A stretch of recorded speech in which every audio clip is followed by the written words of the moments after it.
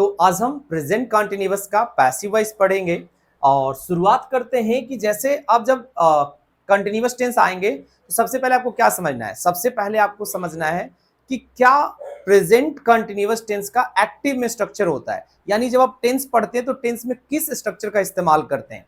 तो सबसे पहले हम आपके लिए लिखने वाले हैं प्रेजेंट कंटिन्यूअस का एक्टिव स्ट्रक्चर। अब इसके लिए आप क्या करते हैं कि सब्जेक्ट, फिर आप लगाएंगे इज एम आर,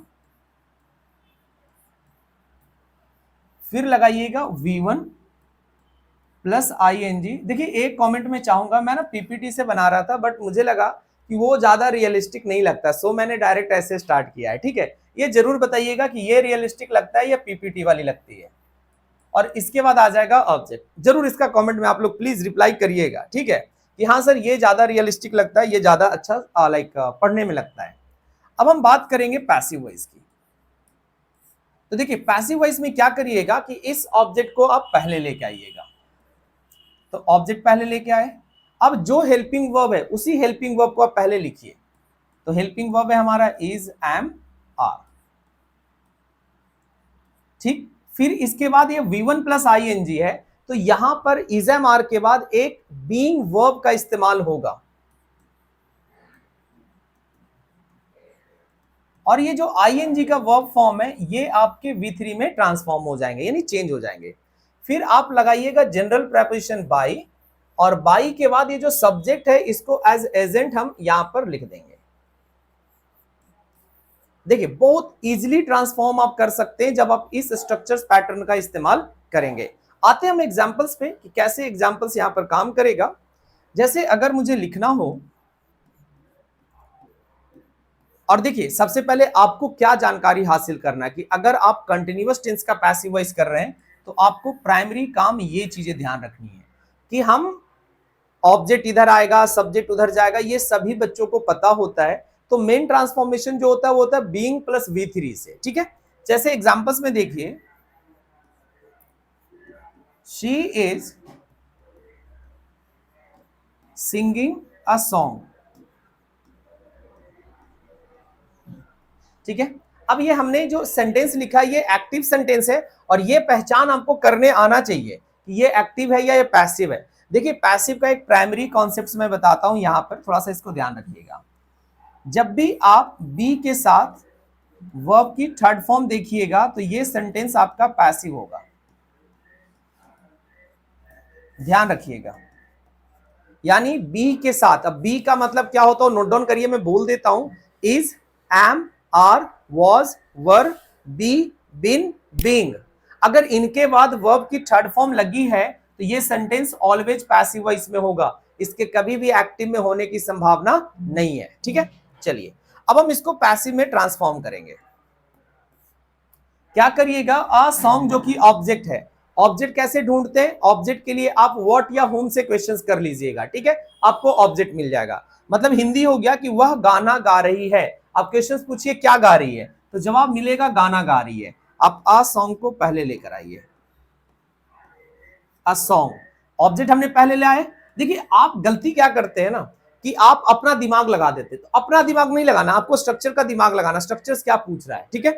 तो आज सॉन्ग के साथ इज एम आर में से इज लगेगा क्योंकि ये हमारा सिंगुलर सब्जेक्ट है, जब सिंगुलर सब्जेक्ट होगा तो उसके साथ इज लगा दीजिए। फिर स्ट्रक्चर्स में क्या कर रहा है, बीइंग लगाइए। फिर है V3, तो ये जो सिंगिंग जो वर्ब की ING फॉर्म थी अब उसको V3 में ट्रांसफॉर्म करना है, तो इसका V3 होता है संग। फिर लिखेंगे बाई, और बाई के बाद जब शी को इधर लेकर के आएंगे तो ये बनेगा हर, ठीक है। A song is being sung by her. I hope कि बेहतर तरीके से आपको प्रेजेंट कंटिन्यूअस टेंस का पैसिव वॉइस इतना समझ में आ गया।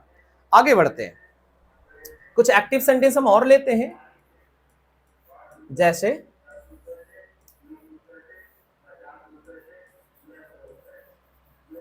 दे are playing cricket, they are playing cricket, वे लोग क्रिकेट खेल रहे हैं। अब इसको हम करेंगे पैसिव में ट्रांसफॉर्म। तो क्या करिएगा, पैसिव ट्रांसफॉर्म करते समय ऑब्जेक्ट ढूंढिए, क्या खेल रहे हैं, क्या खेल रहे हैं, तो जवाब क्या मिलेगा, क्रिकेट। तो क्रिकेट को आप पहले लाइए। अब क्रिकेट सिंगुलर है कि प्लूरल है, तो हमें पता चलेगा कि सर ये सिंगुलर है, तो क्रिकेट के साथ लगाइए is.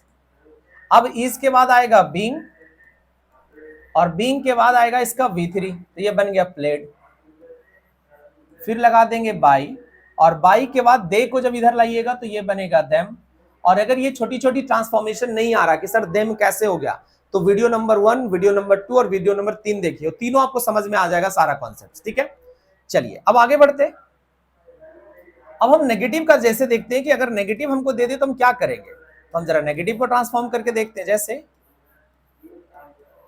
He is abusing them. अब इसको सॉरी नेगेटिव नहीं हुआ ना, हम इसको नेगेटिव बनाते हैं। He is not abusing them, he is not abusing them. ठीक है, अब इसको हमें पैसिव वॉइस बनाना है। चलिए, तो देम को आप जब पहले लेकर के आएंगे तो देम पहले आकर के क्या बन जाएगा, दे बन जाएगा, तो आप लगा दिए दे। अब ही के साथ इज था, लेकिन दे के साथ इज नहीं आएगा, दे के साथ क्या आएगा, आर। अब आर के बाद हमको क्या यूज करना है, बीइंग। लेकिन एक चीज हम बीइंग करने से गलती कर दिए कि सर इज के बाद तो नॉट था, तो आर के बाद बीइंग लगा दिए जैसा हमने स्ट्रक्चर में लिखा था, तो नॉट कहां लगेगा। तो ये पोजीशन बस ध्यान रखिएगा कि ये हमारा हो गया गलती, और पहले हम लगाएंगे नॉट और फिर लगाएंगे हम बीइंग। आई होप ये क्लियर हो गया। हमने पहले आपको बताया कि हम गलती क्या कर देंगे कि नॉट को हम बाद में लिखेंगे, तो बाद में नहीं लिखना है, उसको बीइंग के पहले लिखना है। अब अब्यूज का V3 होगा अब्यूज्ड बाय। अब जब ही को इधर लेकर के आइएगा तो क्या बन जाएगा, हिम। आई होप क्लियर हो गया कि हम नेगेटिव कैसे बना पाएंगे। चलिए एक और देखते हैं कि अगर हमें इंटरोगेटिव दे दिया तो हम उसको कैसे ट्रांसफॉर्म करेंगे। जैसे अगर लिख दे कि are you learning English, are you learning English. अब हमने ये दे दिया, अब इसको हमें पैसिव वॉइस में करनी है। चलिए तो कैसे करेंगे, अब देखिए कि क्या तुम अंग्रेजी सीख रहे हो, क्या सीख रहे हो, अभी भी क्वेश्चन हम वही करेंगे, क्या सीख रहे हो, तो जवाब आएगा इंग्लिश। यानी हम पैसिव ट्रांसफॉर्मेशन के वक्त इंग्लिश को पहले लेके चलेंगे,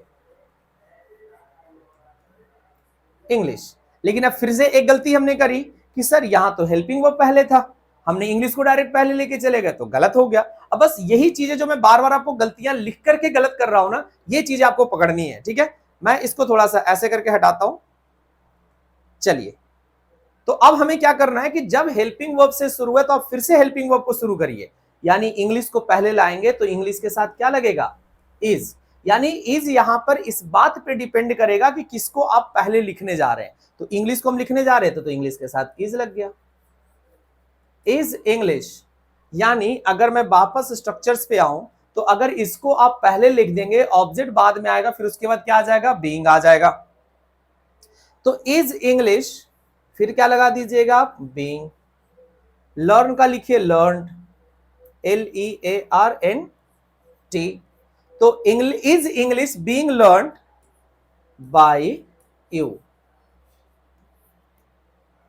आई होप इंटरोगेटिव भी समझ में आ गया कि किस तरीके से हम इंटरोगेटिव सेंटेंस भी प्रेजेंट कंटीन्यूअस टेंस का बना सकते हैं। किसी तरह का दिक्कत हो तो आप हमें कमेंट के थ्रू बताइए। बाकी वीडियो को लाइक, शेयर और चैनल पर पहली बार आए तो चैनल को सब्सक्राइब जरूर करिए, पूरा चीज आप देख लीजिए। और किसी भी तरह का दिक्कत हो तो नीचे हमारा व्हाट्सएप नंबर चल रहा होता है, आप उस पर भी हमें कॉन्टैक्ट कर सकते हैं। धन्यवाद।